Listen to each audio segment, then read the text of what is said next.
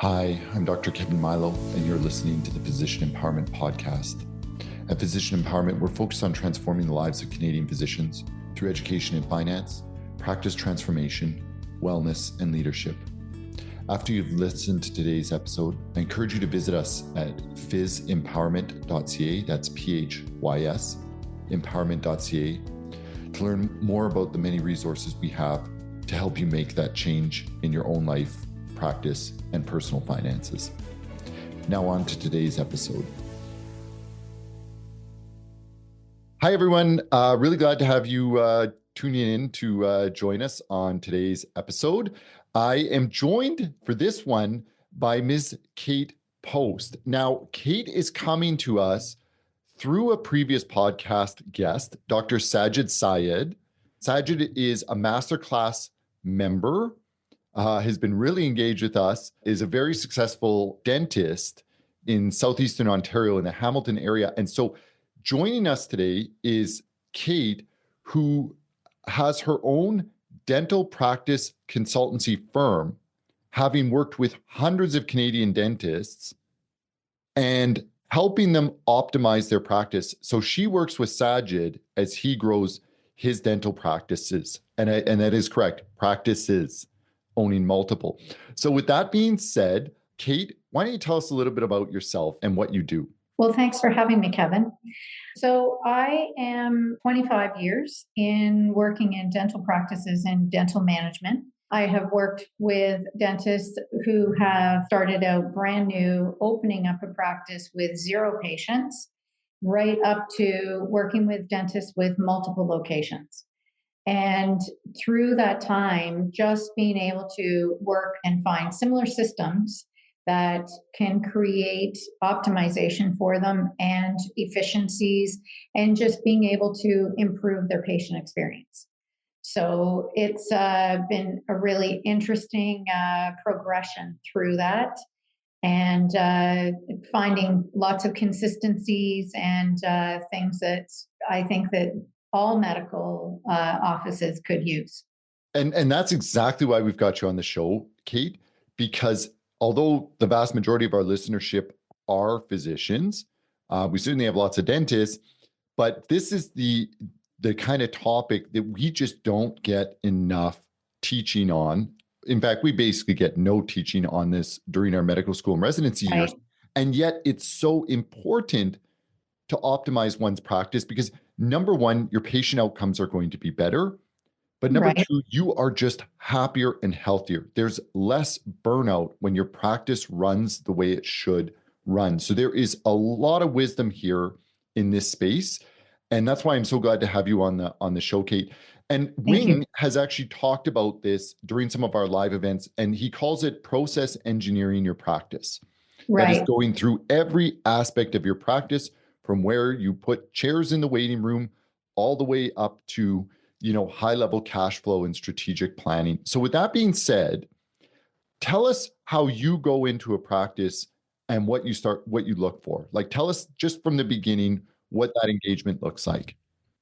So generally, the dentist reaches out to us who has some type of issue that they are just more than frustrated with and tried themselves to fix. We find that a lot of the clients want an outsider to come in and to be able to have a bird's eye view of what's going on in their practice and be able to use some of the things that they have in their pocket to be able to help them fix things.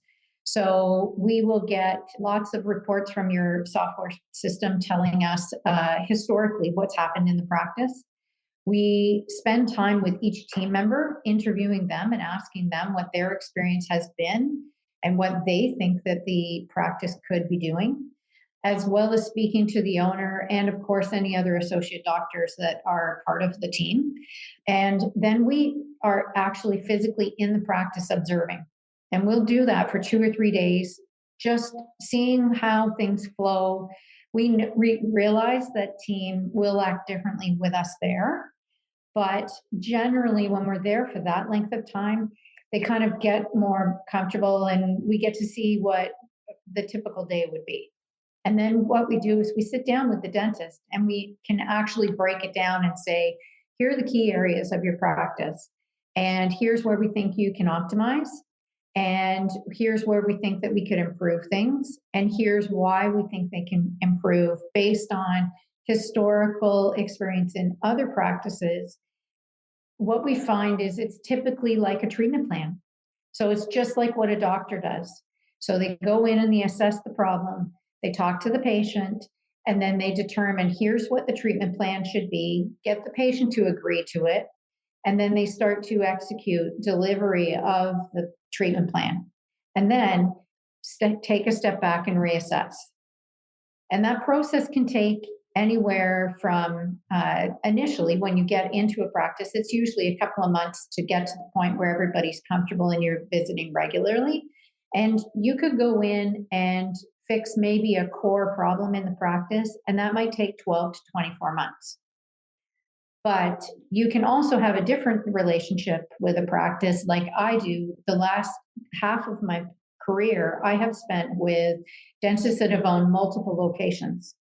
So I'll stay with only working with one practitioner, and he may own 2 or 3 different locations, or she may own 4 or 5 locations.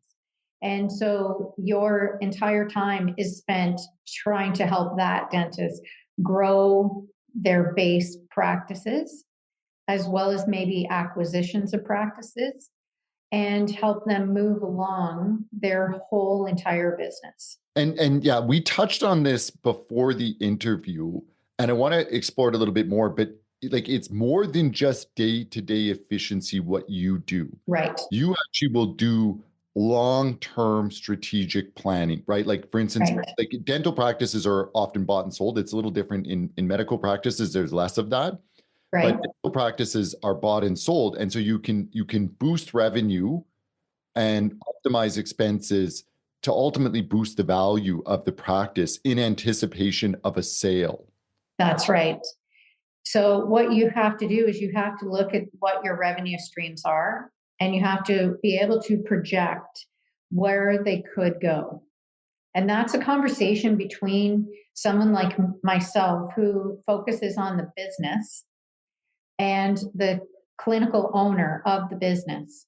Because if you have a clinical owner that is just happy to do basic dentistry, just wants to be the guy in town that everybody knows as that's my dentist, and I see them at the grocery store, they may not have the same aspirations as someone like Saj that I work with, who wants to do more. He is always coming to me. There isn't a week that goes by that he doesn't come with some new business idea and says, hey, what about this? And so besides running the 3 practices, I'm also, okay, well, I'm going to juggle this now, and I'm going to do some research and see what we can do about that. And yeah, and we're getting onto another important topic here. And this is one that I think physicians, and I'll go out on a limb here and say dentists struggle with the same thing as well, which is, we tend to be micromanagers, right? I mean, we're certainly selected for that before we enter our formal training years. And then, throughout our work years, that's how we are, right? And it's a good trait to have. I mean, you want somebody who is very focused on excellence in the clinical work. Right. But that it becomes a detriment when you're trying to do it all yourself. That's right. And you're not delegating, right? So talk to us about this. Talk to us first off about like, what does delegation look like in your work, right? Because it's not all you. You are kind of like the doorway into other levels of delegation involving other professionals. And you sort of touched on those before we began recording, but why don't you go ahead and tell us? So you have to have a network of people. And so I work with the owner, and the owner has a chartered accountant that they work with. So that's the person that I work with on tax strategies, on income statements. I personally get all of the bookkeeping given to me before it goes to anybody else, and I look through it to make sure that it's accurate. I look sure to see if we're on target, and if we're not on target, why. I'm the person that they come to ask those questions. Then we also have two different sets of lawyers that we work with throughout the business year. We have a human resources lawyer that can help advise on different human resource situations that may come up and help us with creating employee contracts, which every employee should have. And then we also have a separate lawyer that helps us with acquisitions or other business adventures that we might want to go on. From there, we also have a marketing company that we work with here in Hamilton, and they do all of the marketing for all of our businesses. So they do all the social media, any print marketing, or any other type of marketing, because I can come up with some of the ideas, but I simply don't have the ability to execute those. So you have to have like a core group of companies and professionals that you can work with, that you aren't the one delivering that information, and that can collaborate with you and keeping them in their unique ability so that you don't have to do that. I also have somebody that works with me in the practices, and her and I share a lot of the responsibilities for getting the busy tasks done. So if something as simple as we place an ad for a position, then the lady that works with me, Jennifer, she'll do the initial interviews, she'll schedule all those things, and then I'll just be in front of the top two candidates. And then Saj meets that person when I bring them into the practice, because I want the team now to make a choice. So it's a matter of being able to know how much that you can handle and having the proper support people around you to get all the things done. And that typically happens when you have an entrepreneurial owner, because their brain just doesn't shut off.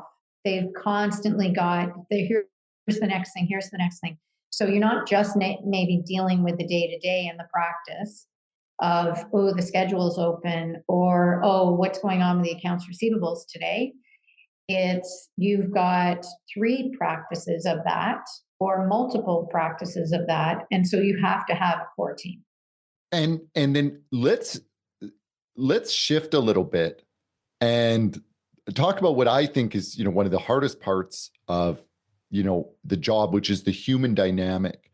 So what happens when you go into a practice that's jointly owned by multiple dentists, and there's, let's say, infighting, there's disagreements on the direction of the practice? What do you do? It's a bit of a balance. So everyone wants to be heard. So you have to know your audience. It's no different than a doctor going into a room. They have to figure out quite quickly who is their audience and who they're speaking to. Do I need to have you come and sit and have a coffee with me and warm me up a bit before you start to talk to me about some change? Or do you need me to just come into the room and be very direct?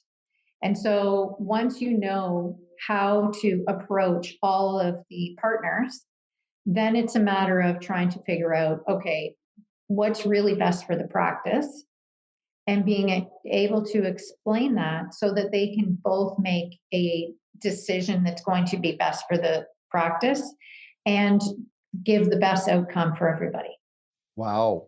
Yeah. So there's that element of really knowing the client. You have to. You absolutely have to. Not to go off topic, but when I started working with Saj, I came in and started working with him on the very first day that they shut down the world for COVID.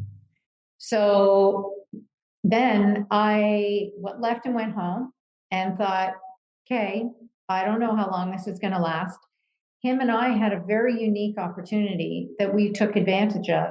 And we kept in constant contact through the 2 months. We didn't come back to work until June the 8th.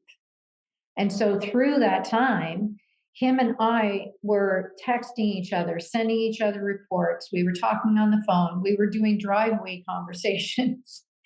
So we got to know each other really well before I even stepped into his practices. So it made it so that when I walked in on June 8th, I went to him and I said, okay, I guess I'm ready to follow you around. And he's like, get out of here. Just get going, do your thing. We already know each other.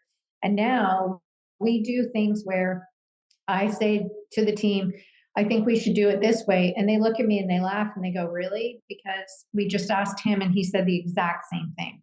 Yeah. Well, and that's an example of taking a so-called negative, which is, this catastrophic closing of the practices in the pandemic, Right.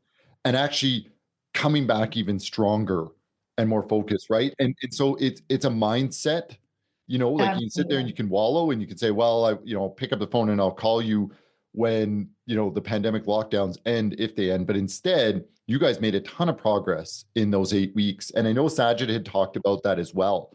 And I Yeah. think, that the lesson for me is that power of mindset. Like before you reach a judgment or a negative conclusion, ask yourself where the silver lining is here, because there might be Right. something very profound.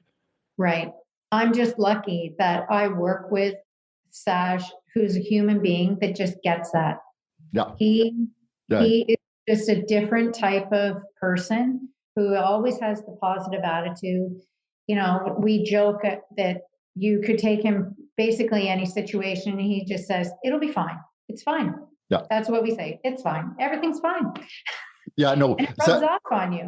And Sajid is remarkable. I know we're just kind of like, like I'm all going all fanboy on this, but Sajid's remarkable because he really embodies that mindset of the successful, medical professional entrepreneur. He's Right. optimistic, he's action oriented, but he continues to reach new heights in his career, right? Like he just Right. became, a fellow of the American Association of Implantologists. Like he's now an implantologist. Like he Right. continues to get his education.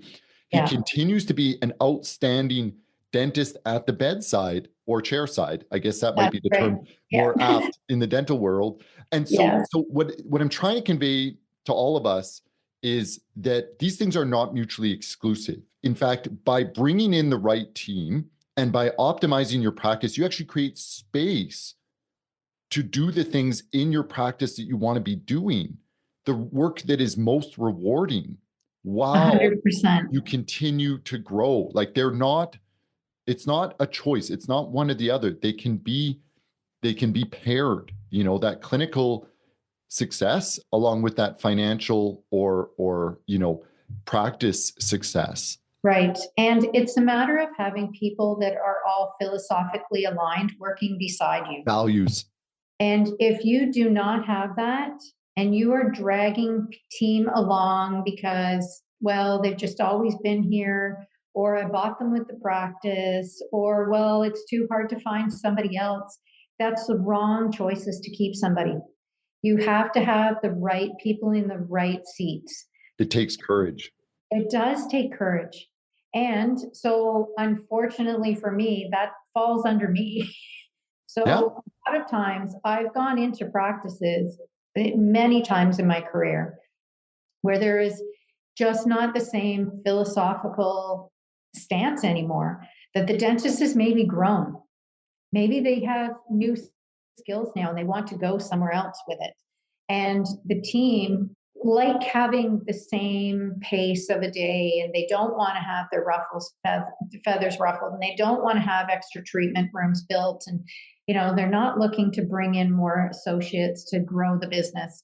Then it's time to evaluate and to really make sure that you have the right people alongside you. And I was also going to ask you to talk about the power of being a so-called outside voice, especially Yeah. when you come in as like that short-term 12 to 24 month consultant Right. looking to Right. make change. What is that voice like, right? Because you're probably in the situation where you're just reiterating what somebody already said years ago, but now it's Yeah. different because it's coming from you. Tell me about that. Well, that for sure happens. And that's the most frustrating thing for the team is that they say to us, we've been telling him that for years. We've been telling her to change that out, and she wouldn't do it when we told her. And so it's frustrating to them, but it's different when they choose a consulting company to come in, or they choose to have a new manager. They're invested not only emotionally but financially for them to be successful with making that choice. And so they're more apt to listen. And with having experience of being able to say, well, we have this proven method that has worked in other practices, and we would like to try that here, then they tend to kind of give you the reins and let you do it. And part of who we are is that I have always gone into practices that you want to give the owner a return on investment. And so I am meticulous with my numbers. I've worked with Saj now for 5 years, and I will still go to him and his wife Tahara and hold myself accountable of saying, here's where the growth is, here's where it's not, this is what I'm doing about it, and happily showing them the numbers of, this is how much more that the business has done based on the changes that we all agree that I could make. And it's that type of thing. And unfortunately for people that have been there long term, they feel slighted because they were like, well, we said that we could do that, but I tried to present it to the team that, okay, well, I'm glad that we're both on the same page. Then let's just get it done. And what can you do to help expedite it and make it happen better, faster? What do you need? Or acknowledging their efforts, right? I think is key, right? Not just walking in and being like, well, these were all my great ideas. That's right. Yeah, there's that element of humility and cooperativity. That's right. Yeah, you absolutely can't go into a practice as a new manager or someone as a consultant and burn all your bridges with the team. You're not going to get anywhere. And so, and it's the same with the dentist. If the dentist or the owner, the doctor, try and tell the team outside of their own expertise what to do, the team aren't going to buy into it. No. And so you have to identify, maybe you have a diamond in the rough assistant or a receptionist that if you just gave them the opportunity to take over that project, that they would really thrive. Yeah. And so I try to look at the team and I'll say to them when I hand them off something, I would not dream of trying to control this for you. So you know best for this situation. You figure it out and know that I'm right here to back you up and to talk to him if we need to navigate things. This is great. I mean, these are all of the pain points those of us in clinic-based practice struggle on. Yeah. Well, it's difficult, right? It's the three main things in any practice is the main operation, the human resources, and then having it financially viable. And so those three components, there's many facets of each of them, but if you can get the best people working with you, helping you manage through those, and then it allows you to focus on what you want to do the best, whether it's podiatry, optometry, veterinary, dentist, surgeon. That's what you went to school for. You didn't go to school for business, and unfortunately they don't teach business in medical school. Even if you did, it wouldn't be worth it, either financially or in terms of your well-being, right? We should all be in the space every day when we go to work doing the parts that we love. That would be the ideal we reach for, right? Can you competently manage, the hiring, the firing, and ordering new supplies for your clinic or whatever? Probably. But is that actually what those of us who are medically trained want to be doing? No. So ask yourself those big questions about why you wouldn't be delegating to somebody. Right. What you should be asking yourself is, do you know what your labor costs should be? Do you know what your sundries costs should be? Do you know how to read your income statement? Yeah. Some people don't, and they should because they're running a business. So if you need to know the higher level things and then allow the rest of the team around you to manage how to get you to the results that you want. And realize that it may not occur the way you had thought it would, right? And that's an important personal growth element, is learning to let go and stop the micromanaging and accepting that inevitably No matter how good Right. the people are that you hire, errors will be made and you have to live with it. It doesn't mean you stop delegating just because there was a bump in the road. That's right. And you go to the person if there was a problem, take them aside privately, talk it out. How could that have gone better? Here's what I was looking for. What didn't you have to help you get to that? And let's I get love it it. for you for the next time. What a great topic. I was so glad Yeah. we talked about this because we constantly meet physicians who are struggling in this space, right? Because it's overwhelming. And I think it's this element of courage that we sort of touched on, which is so key, right? Like the courage to be humble and to listen where you need to listen, the courage to take action and make big change where it needs to happen. Absolutely. Absolutely. But it's nice to have support in somebody like yourself, Kate, who's able to look with the evidence. Well, for sure. I mean, it's the people around you, right? That's, you're in a people business. You're there for the patients. And so I live in Hamilton, Ontario. It's, Hamilton Health Sciences is, 5 or 6 hospitals across Hamilton.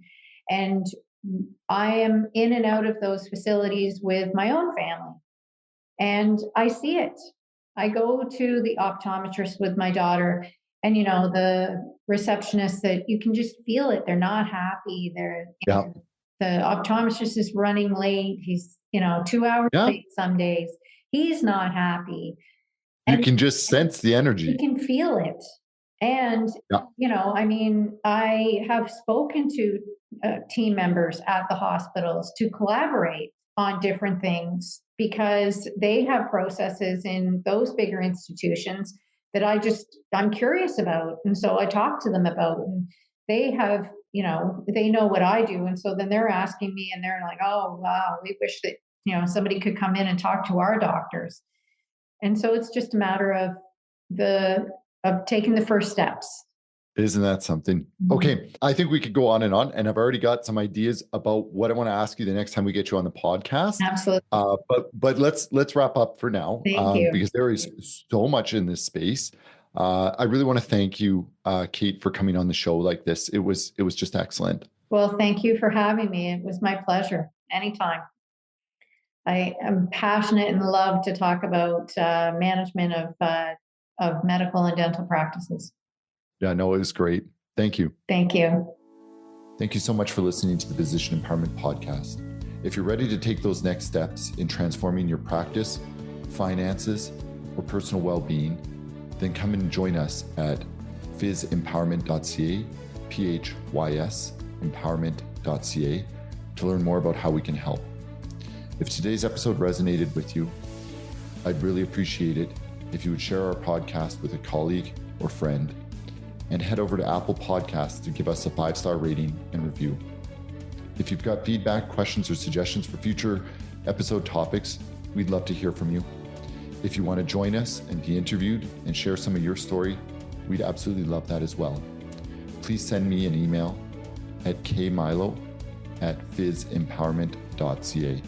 Thank you again for listening. Bye.